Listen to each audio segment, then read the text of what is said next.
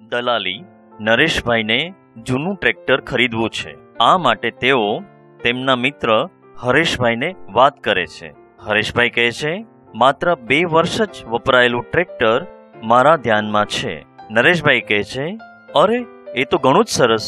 હરેશભાઈ કહે છે, તમને જોઈએ છે એવું ટ્રેક્ટર બતાવું અને વ્યાજબી કિંમતે અપાવું, પણ જો તમે તે ખરીદો તો તમારે મને 2000 રૂપિયા આપવા પડશે। નરેશભાઈ કહે છે, સારું, તમે મને એ બતાવો તો ખરા।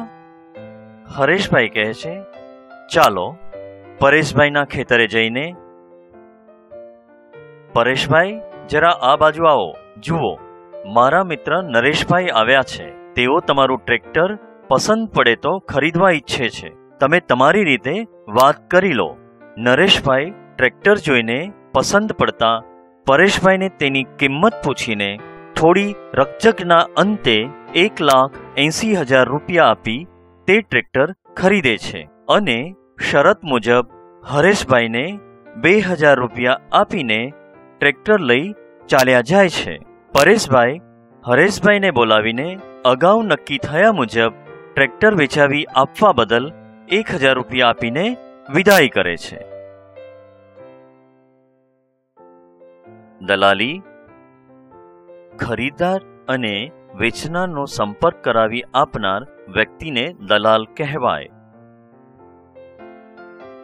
ઉપરના વાર્તાલાપમાં હરેશભાઈ દલાલ છે।